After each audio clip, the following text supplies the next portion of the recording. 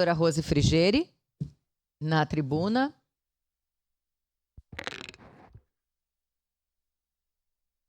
Não estou nervosa. Fica tranquilo.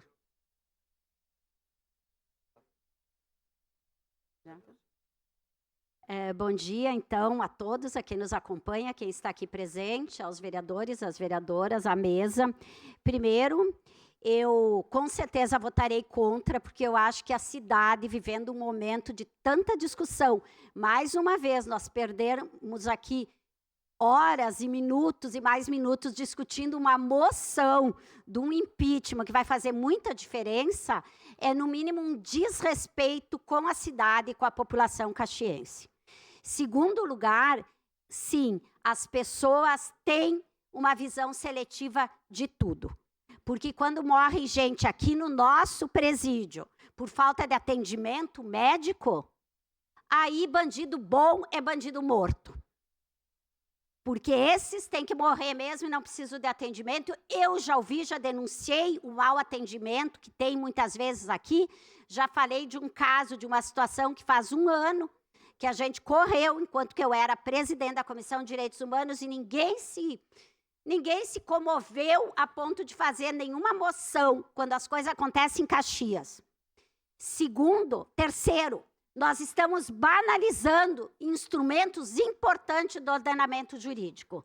Tanto o pedido de urgência, que eu fiz questão de votar contra, porque pedido de urgência tem justificativa.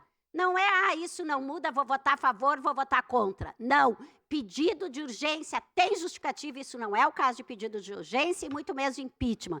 Nós estamos vulgarizando, banalizando os instrumentos jurídicos que existem no nosso país. Quarto lugar, eu acho que é um absurdo vir aqui dizer, prenderam as vans, prenderam os ônibus. Tem que prender mesmo. Tem que prender golpistas. Pessoas que querem acabar com a democracia no país, tem que estar preso. Não pode estar solto. Por que bandido bom é bandido morto? Só aquele que, de acordo com o meu critério, é crime? Agora, quando coloca todo um país aí falam da Venezuela, do golpe na Venezuela, do Maduro. Agora querem fazer o golpe aqui, quiseram fazer o golpe aqui, não se conformaram até hoje de não ter dado certo o golpe de 8 de janeiro. Aí vem moção disso, moção de aquilo, que é no mínimo vergonhoso para a nossa casa, não respeitar os poderes constituídos.